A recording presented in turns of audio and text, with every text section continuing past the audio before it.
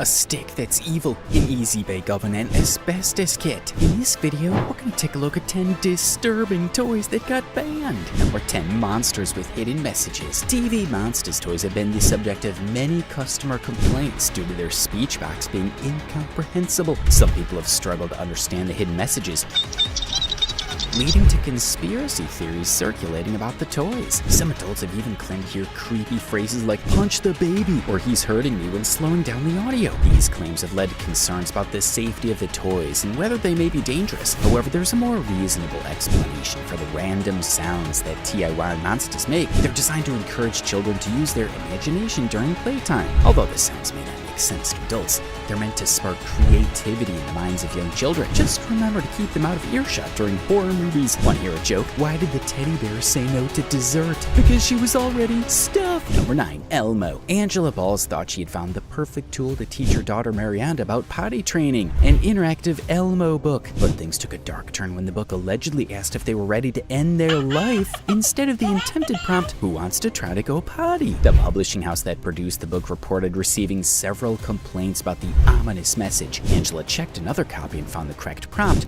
but the damage was already done. Elmo has always been a beloved children's character, so what could have caused him to go off the rails? Is he having a midlife crisis? Or maybe he's just feeling the pressure to keep up with today's tech-savvy kids? Whatever the reason, let's hope Elmo gets his act together before we end up with a Potty Time with Elmo, the Revenge Edition. In the meantime, maybe it's best to stick with the old-fashioned potty training methods. Number 8, Elmo Knows Your Name toy. Elmo, the lovable Sesame Street character, seems to have turned his life around. But a recent incident in Tampa Bay, Florida has cast doubt on his redemption. A young boy named James had a frightening experience with his Elmo Knows Your Name doll, which repeatedly requested James to end himself. It was like something out of a horror movie, leaving both James and his mother, Melissa Bowman, terrified. "It's not something you would imagine would ever come out of a toy," Bowman said. It's unclear if Elmo's been spending too much time with the wrong crowd or if he's harboring some dark thoughts of his own. Either way, he needs to watch his language and stick to teaching kids how to count. Let's hope Elmo gets the message and starts using his words for good, not evil. Otherwise, we might have to start calling him Elmo Knows Your Demise. If you think these were disturbing, things are about to get more disturbing.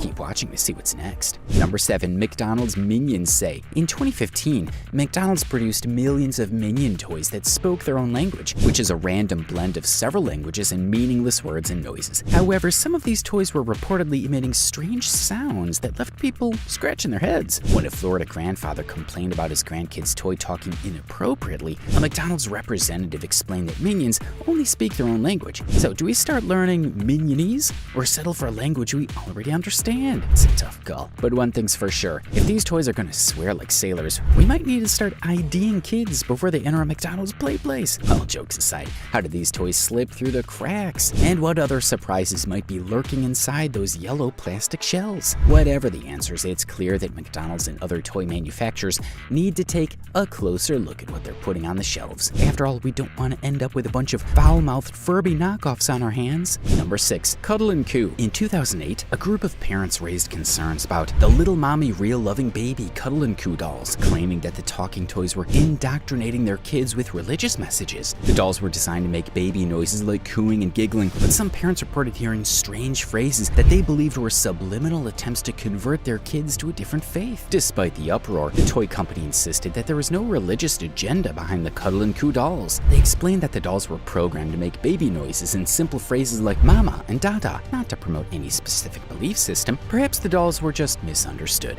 Or maybe they were secretly plotting to convert an army of unsuspecting toddlers to their religious cause. Either way, we can all agree on one thing. If those dolls were really trying to brainwash kids, they probably should come up with a better plan than cooing and giggling. After all, who can resist a cute baby doll no matter what it says? Number 5, Snacktime Kid. Back in the day, Cabbage Patch dolls were all the rage. With their cute little faces and soft bodies, they were the perfect toy for any child. And to make them even more appealing, the dolls were given the ability to eat. The Snacktime Kid in particular was a hit because of its ability to consume small snacks. Children would put all sorts of things in the doll's mouth, including including pencils and even their own hair. However, what started as harmless play soon turned into a nightmare for parents. Complaints flooded in as children's hair was being yanked out and their dolls were left with broken jaws. One mother even had to report shaving her daughter's head to stop the Snacktime Kid from chowing down on her precious locks. Looking back, it's easy to see the humor in the situation, but at the time, it was a serious concern for parents.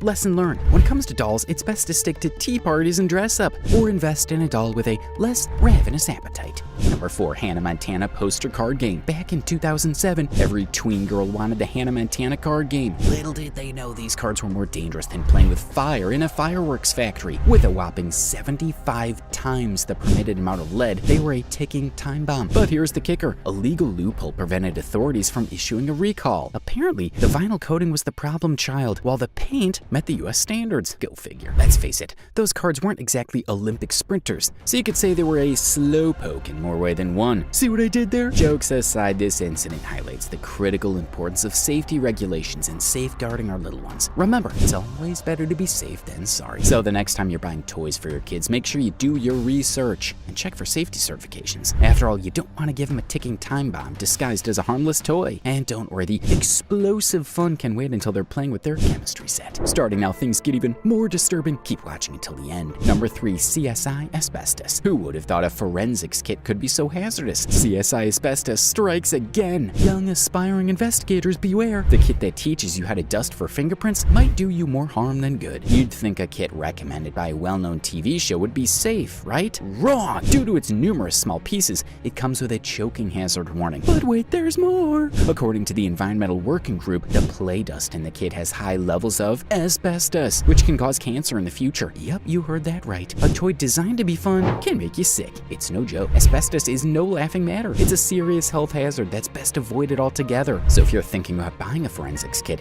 make sure to check for potential hazards and harmful substances. Who knew a forensics kit could be so hazardous? CSI Asbestos strikes again. Young investigators beware. This toy's play dust contains asbestos, a serious health hazard that can cause sickness. Remember, safety first. After all, you don't want to be the next victim of CSI Asbestos. We know that was a bad joke, but you get the point. Number 2, Easy Bake Ovens. Enter the world of Easy Bake Ovens, where baking treats can be a real pain. Literally, just ask Sophia Justice, who happened to be rushed to the hospital after using a second-hand oven. Sophia's mother, Luciana Justice, thought she was getting a good deal, but little did she know, trouble was brewing. After just half an hour of using the oven, Sophia found herself in excruciating pain and had to be taken to the emergency room. The situation was serious, and emergency services had to be called in. Sophia suffered for 3 long hours, and part of her finger had to be amputated due to the 3rd-degree burns on her hand. Lesson learned: be careful where you put your fingers, especially if they involve heating elements. After all, we all want to keep our fingers intact, right? In the world of baking, safety should always come first. So before you start cooking up a storm, make sure to read the instructions carefully, use proper equipment, and most importantly, be aware of potential hazards. And if you do get burned, just remember, Easy Bake Ovens are not so easy on your fingers. Okay, we know that was a cheesy joke, but stay safe and happy baking. Number 1, Evil Stick. Nicole Allen, a mother of 2, thought she had found a great deal on a toy for her daughter at a dollar store in Dayton, Ohio. Little did she know the toy's name was just as sinister as its design. The product was called the Evil Stick, which sounds like something straight out of a horror movie. Was this a wand from Voldemort's collection or a prop from one of those good fairy turn evil films? But the real horror came when Alan pushed a button on the toy's handle. Instead of playing cheerful music, the toy emitted a maniacal laugh. And if that wasn't creepy enough, the toy's flower top lit up to reveal a terrifying image of a woman with no pupils. This toy was no innocent plaything. It was downright sick and dangerous. So if you come across an Evil Stick or any other toy that just seems too good or too cheap to be true, do your research and make sure it's not going to scare the living daylights out of you. After all, we want to have fun,